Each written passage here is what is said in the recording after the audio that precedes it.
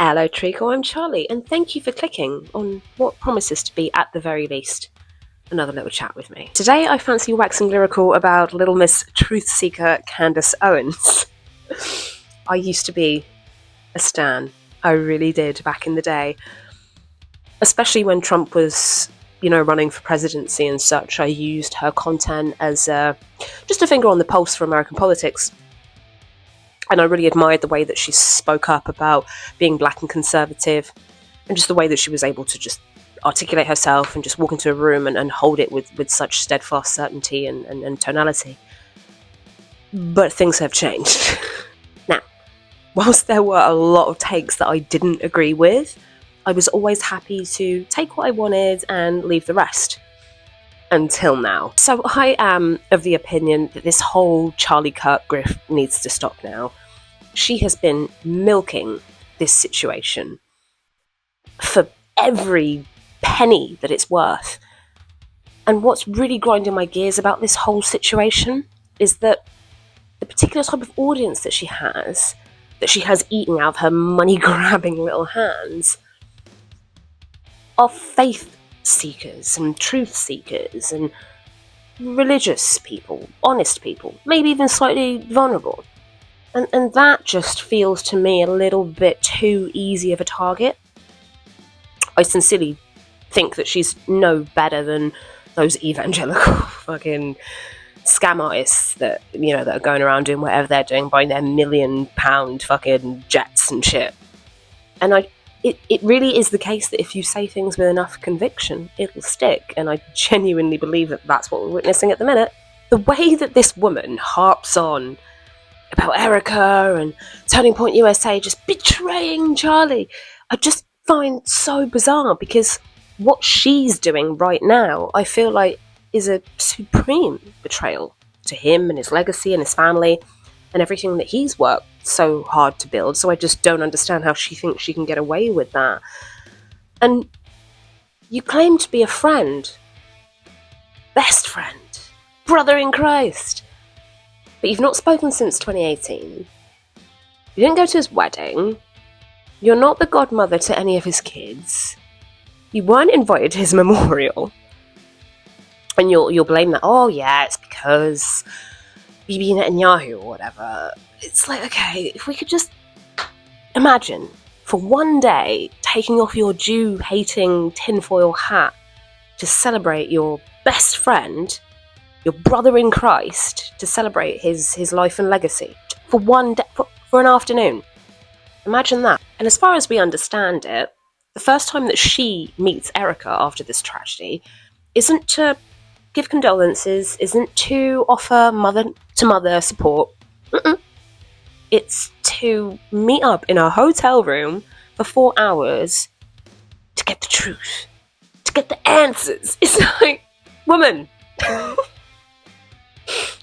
what are you doing? What are you doing?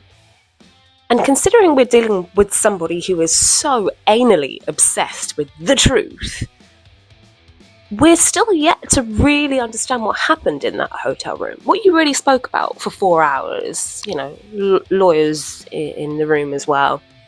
What happened there? For someone who was so obsessed with the truth, you do keep a lot of things close to your chest, don't you? You keep your cards pretty close. And that just feels a little ominous to me. I don't know. I'm just asking questions, right? As she would say. Just asking the question, just want the truth. And all these truth tropes are really just getting on now, aren't they? You just want the truth. You're just looking for answers, because you're so obsessed with fucking Ye as well. You ain't got the answers. It always reminds me of that when she's like, we're just looking for answers. We just want the truth. It's like, how many more books do you need to sell to give your fans the truth? How many more views on your streams do you need to get to give your audience the truth? Because you're not doing that, are you, mate? She's literally just swaying her weak audience and consistently alluding to these weightless points and weightless theories that she knows are going to generate clicks. And I think for the longest time, it's actually been quite difficult to know what her MO is. It's odd. And as far as I can see as well, there isn't really anyone out there doing any deep dives on what the fuck Candace is up to. I know that obviously Daily Wire are trying to do a thing. I'm yet to really check it out or think that that'll stick, to be honest. But it's as if people are scared of her. And it's odd to me. And okay, sure, I understand this is her job. She used to be a political commentator, I guess. She's maybe Lady of the Lord. Truth seeker, as we say. But her crying about Erica and TP USA just being this cash grab and all that really feels like pot calling kettle black at this point, doesn't it? And it really does seem very obvious, to me at least anyway, that she doesn't give a fuck about who she runs over in the way of making sure that she remains in the league of the Joe Rogans, being 1, 2, or 3, in the top 3 of podcasts listened to in America or in even the world. She really doesn't give a shit about who she burns on the way to that place. And for a woman who's so God-fearing, it just seems supremely awkward. And if I ever got a chance to talk to her today, I'd say, dude, you do realise that you're just as obsessed with Ben Shapiro as he is with you. You do realise that you are just as obsessed with money as Erica and Turning Point. You're not above any of this political bloody circus. You are in it. And I think it's fair to say that this no longer feels like a political take on anything. This is a rage against race and religion, which is awful, which is horrible. But it's very much what she's up to. She's so incredulously divisive. And it really takes me back. Thinking about the people that are just slurping it up. Now, whilst I'm not necessarily religious by any stretch of the imagination, if one could not tell, or if I haven't said it at the top of this video, I feel like I could take her grift a little bit more seriously if she was maybe open about donating some of the money that she makes off of the zillion fucking ads that she reads every episode. Maybe donating some of that money to things that are of that caliber. I don't know, to churches in her area or something. I mean, if she was kind of doing that, then I would be less irritated, possibly. I'm not sure. But then it just baffles me that only but a week ago or so, it was asking her dedicated audience to chill out for this Mitch fucking Snow, who at this point is literally just some random bloke. He's literally just Donny off the street. But could we support him, please? Because he knows the truth. And another thing that I find supremely perplexing, so bizarre, is that a woman who claims a woman of God, a woman of Christ, a mother, a wife, she just lacks so much compassion. And I understand that she's got a job to do,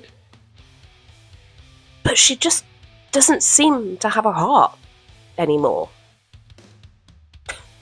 Which is odd, considering what she said about some of the tech bros recently, but that's another story for another day. Her end of year tweet a couple of weeks ago was something as bonkers as like, hell of a year, thanks everyone.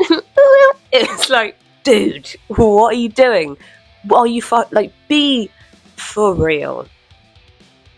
There is no world that I could imagine that if my best friend, my brother in Christ, had been assassinated in cold, politically agendered blood, that my tweet wouldn't veer off somewhere more slightly to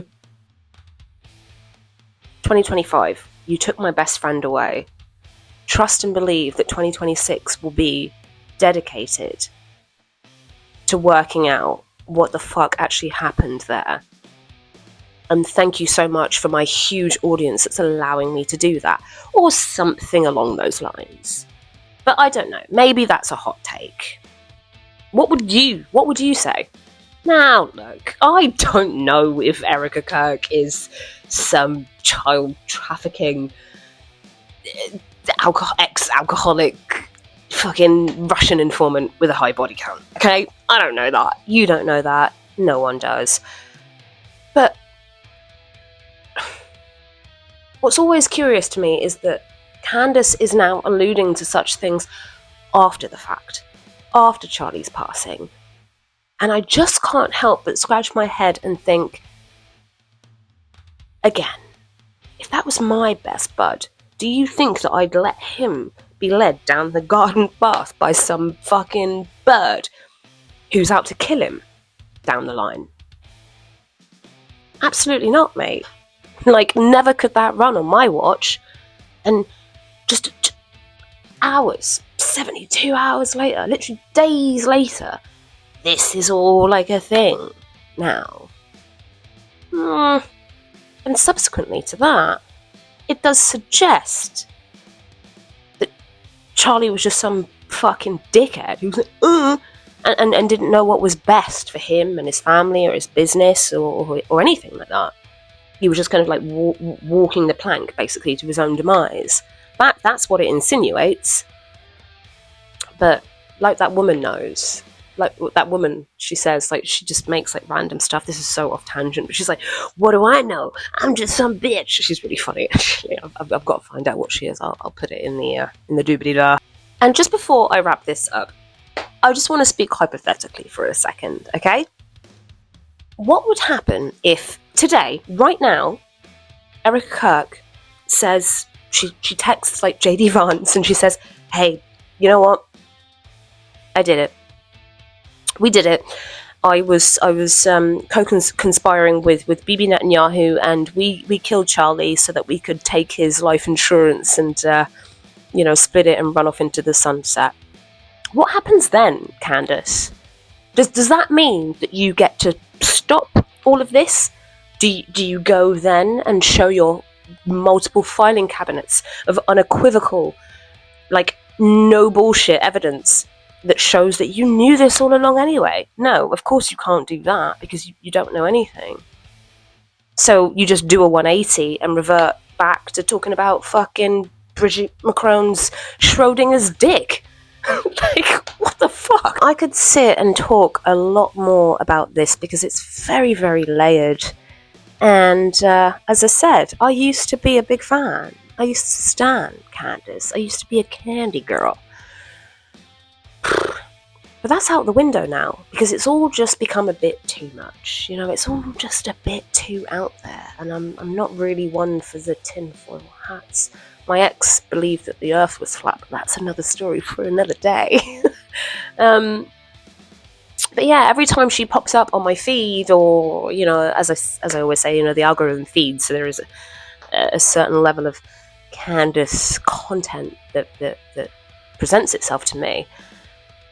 But to coin her words, I always feel a bit betrayed by her, because from years back when, it's very much at a point now where what her and her handlers wanted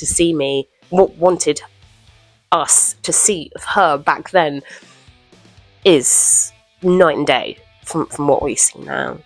Anyway, babe, that's it for today. See you in the next video.